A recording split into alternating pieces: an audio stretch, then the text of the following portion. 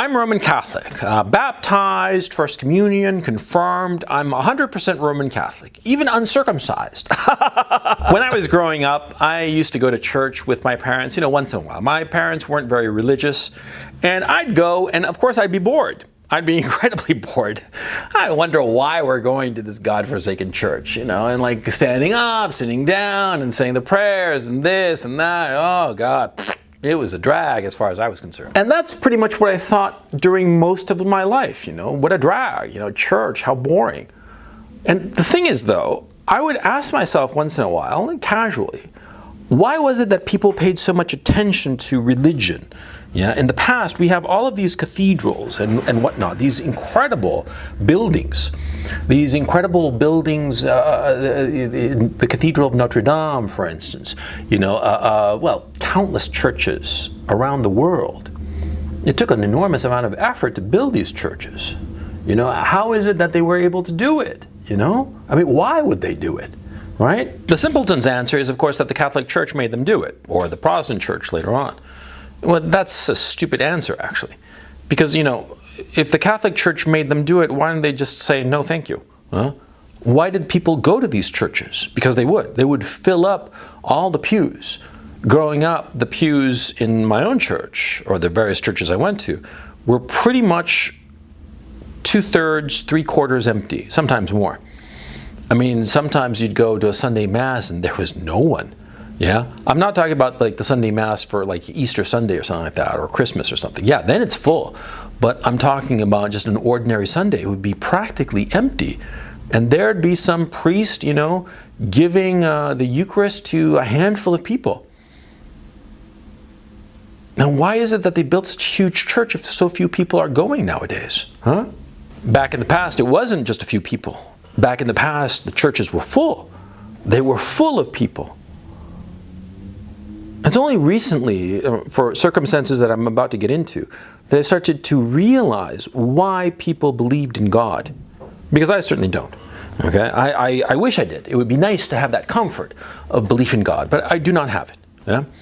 I do not believe in God, and I do believe that this life that we're living, it's random for reasons beyond our comprehension, but that do not depend on some great big man up in the sky with a big white beard. No, it's just random, And we exist, and consciousness is a wonderful thing, but no God. That's what I thought, and that is why I still think. But I started to ask myself, why do people believe in God? Why did they need God in their lives? The answer struck me recently. It was such an obvious answer. It was so simple. Yeah. Occam's razor, the simplest explanation is usually the accurate one. And it's only because of something that happened to me recently that I understood why people believed in God. I understood why people believed so fervently in God, why they would be willing to go to war over their belief in God, why they would spend all of this effort and time and money to build these magnificent churches to this God, where religious belief came from. Where the need of God came from. And it's so obvious. Recently, my son, Ramon, who's 4, had a kidney operation. It was quite a serious operation. And quite frankly, we don't know yet the results of that operation. We'll know in a few weeks, as he recovers, whether he'll be cured for good or might require more surgery and whatnot, more treatment. And of course, it has me desperately worried. I've been extremely worried for the past, 8-10 months, ever since this problem was diagnosed. This problem was diagnosed by sheer happenstance. And in point of fact, it was explained to us that had we not discovered this, it was very likely that first one kidney and then the second kidney would have shut down without any symptoms. And by the time the second kidney shut down, he could have possibly died in short order, like a couple of days, okay? He would have been this healthy, happy, perfectly fine 4-year-old, and 5-year-old by the time, this disease would have manifested itself. And then all of a sudden, in the space of less than 24 hours, he'd die. Just like that. And I thought to myself how incredibly fortunate I was that we were able to discover this problem that he has. and that we are treating it. I mean, the notion that my little 4-year-old would one day be running around playing with his scooter and with his little transformers and wanting to be a fire truck transformer, because that's his goal in life, to become a fire truck transformer, because he's 4. The notion of this perfectly happy little boy being perfectly healthy one day, and then in the space of less than a day, he died because of kidney failure. That was a shocking thing to me. And it made me imagine what would have happened had he died under those circumstances. It would have been the most shattering thing in my life. Without question, it would have been just the most horrifying thing in my life. And even briefly imagining it is enough to almost bring me to tears, to tell you the truth. I'm not kidding. I mean, the notion of my little guy, like, dying, I would cheerfully rip out both of my arms to make sure that he's okay. Yeah. If it came to an issue of, sacrificing my own life so that my boy would live, no need for a decision. The decision is made. Of course I would do that. And everything that I possess and every scrap of money necessary, of course. He's the most valuable thing in my life. Yeah? Him and his sister, of course. And any sacrifice would not be much of a sacrifice in order to ensure their health. But then I thought to myself, what happens if my son had died? How would I feel? And I realized quite obviously I would be destroyed, forever changed, forever diminished. My soul, a large chunk of my soul, would be not merely shattered, it would be disintegrated. You see, nowadays we have all this modern medicine, right? All this technology, and it's very, very good technology. Infant mortality has fallen drastically in the Western democracies. In the past, people talk about how in the Middle Ages, the life expectancy was like 40 years old, right? And so you think to yourself, oh, that means that people, roughly lived until the age of 40. No. People lived easily. Lots of people lived into their 60s and 70s and even 80s, even their 90s. Yeah, look at the history books. There are lots of people who lived into their 70s and 80s and 90s, what have you. Kings and whatnot, right? No. The reason the average age was 40 years old was because so many children died. So many children, 5-year-olds like my own son with this problem that he has of his kidneys. So many other children would die of scarlet fever and whatnot, meningitis, all kinds of diseases that today we have vaccines, today we have medicines, today we have treatments, and these treatments are readily available. These vaccines are cheap, yeah? And the treatments to cure some problem that in the past would have led to a child dying, well, today not only are they very inexpensive and easy to do, they can be done anywhere, in any city in the world. See? And that's why we have a life expectancy, average life expectancy, of 70 odd years, 80 years or something like that. It's not that we are living longer. It's that fewer children are dying. I was reading about the lives of certain kings in the Middle Ages, and Henry IV and whatnot. And, I was seeing how these kings, they would have, 6, 7, 8 children. And only maybe 3 lived to adulthood. And these were kings. Kings who were presumably very rich and who could, of course, afford the best medical care at the time, right? Medical care at the time, smirk. But you see what I'm saying, you see? The rich people would lose their children left and right. And I have no doubt that the bitterness that they felt, the tragedy, the hurt, the agony of the soul that they experienced when any of their children died would have been no different had my own son died. Because human beings don't change. And the hurt of a dying child is is incomprehensible. The idea that your child can die, and the fact of it, is an agony. And of course, with such an agony, what happens? You start to believe in God. Simple as that. You start to believe in God, and you hope that there is a God. A parent has 5, 6, 7, 8 children because there's no contraception, right? Back in the Middle Ages and whatnot. He has 5, 6, 7, 8 children, man or woman, it doesn't matter. And only 1 or 2 live to adulthood. And yeah, of course, maybe there's one pregnancy and the child dies at childbirth.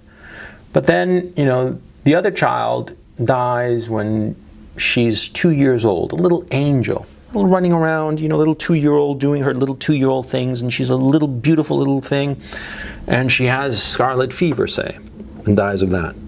And then the next one dies. And then the next one dies.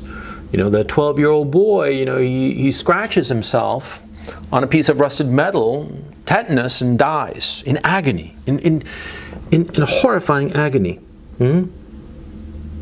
What do you think that does to the soul of a parent? What do you think that the agony is like? Yeah? And so, of course, in the face of such death,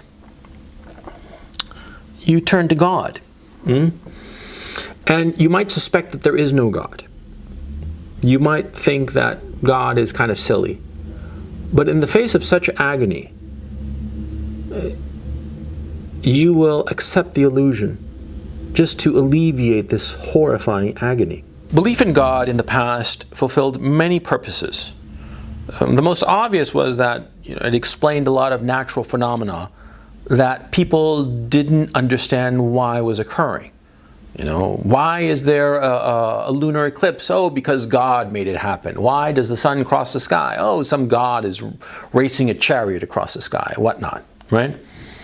Because people in the past simply did not have the technology and the knowledge and the understanding to figure out the world around them, and so they said, oh, well, God made it happen.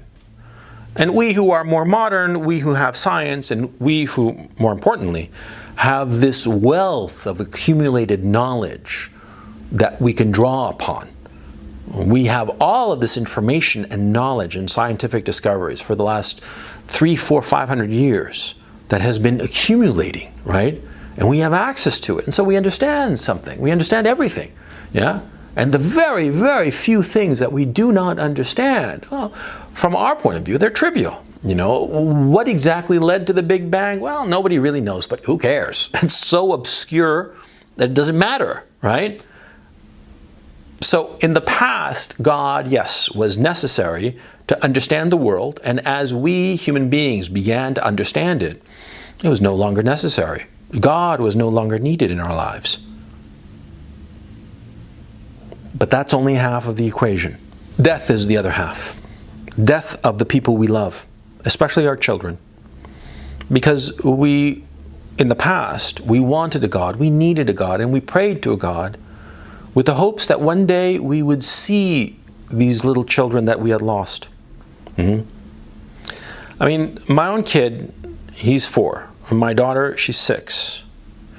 If I were to lose either one of them, I would believe in anything that would give me a little bit of hope that one day I would see them again. I don't care what anybody thinks of that. If that means that I'm like self-deceiving myself, so be it. I could give a shit, right?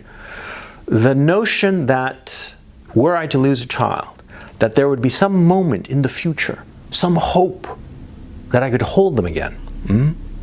That I could hold them in my arms and hear their little voices. Do you have any idea the feeling when you hold your own child? Because they're so damn small. And their limbs are so delicate. And they're so... But yet they're sturdy, yeah? But they're delicate. It's hard to explain. And their flesh, when you hold their arms or their hands, there's something magical about it. And to lose that is catastrophic for your soul, as I said. And so the hope that at some day in the future, you'd be able to pick up that little body and hold that little body close to you, all warm and all wriggly. That's a powerful hope. And that's why people believed in God. And the hope that one day that they would see their dead children. And that's why today there isn't that much religious belief. There isn't much belief in God.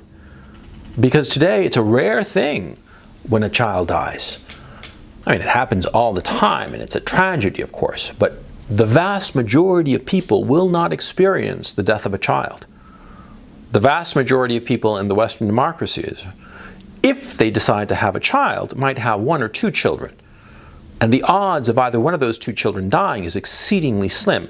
Certainly not going to die from any kind of disease, because most childhood diseases have been eradicated or are readily treatable.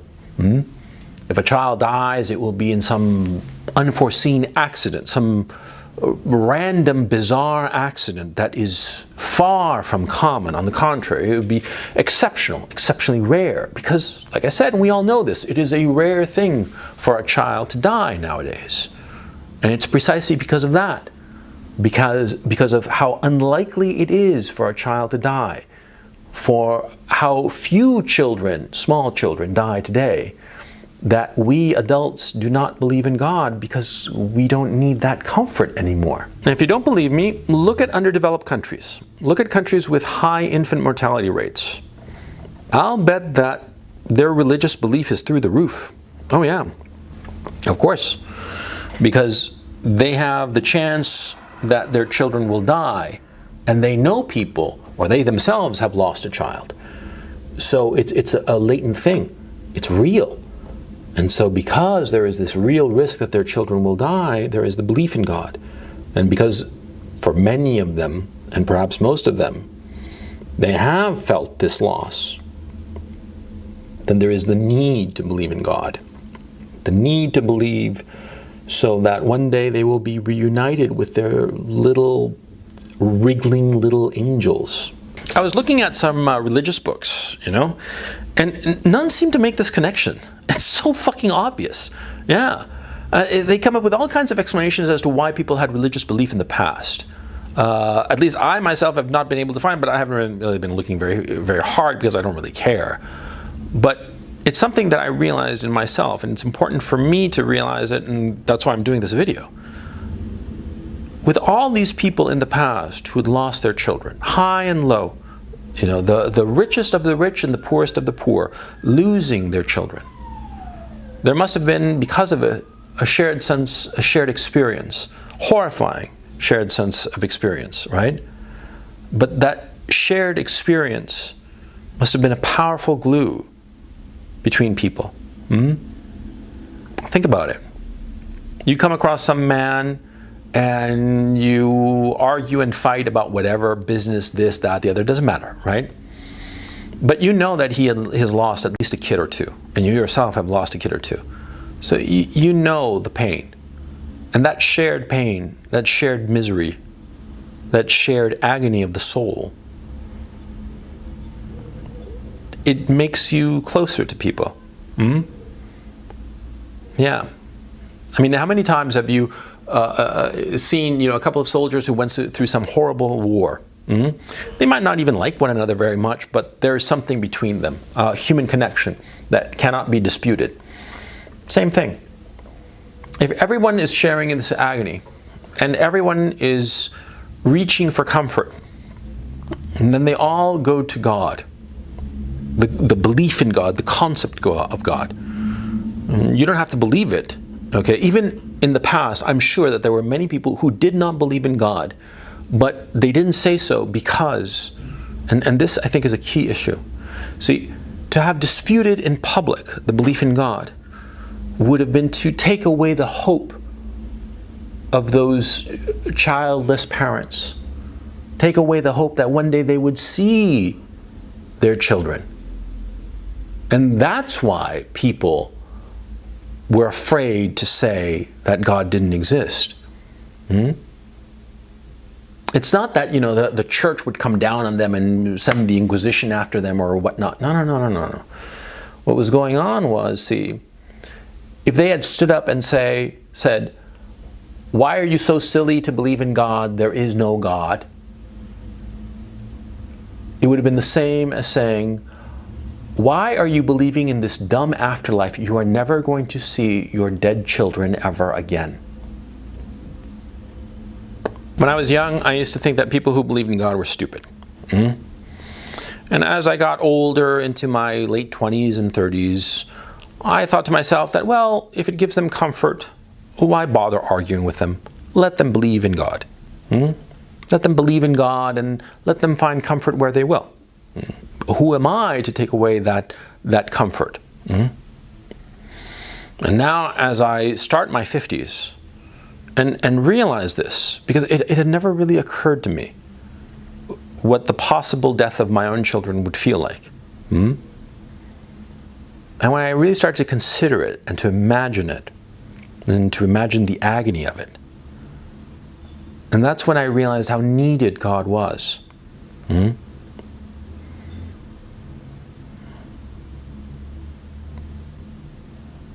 When you look at a church in the future, one of these beautiful, magnificent churches, like so many in Europe, and you see it, and you'll see that it's empty. But you'll see it, and you'll see it as a testament to people. And you have to think to yourself that all those workers who slaved on that church, likely for free, because so many churches in Europe were built for free by the workers there. So much of that labor was a labor out of pain. Because I will bet you that every man who laid a brick on every one of those churches had lost a child. And they were laying down that brick or that stone with the hope that one day they would see that little child again and hold that little child again. That's what I've realized.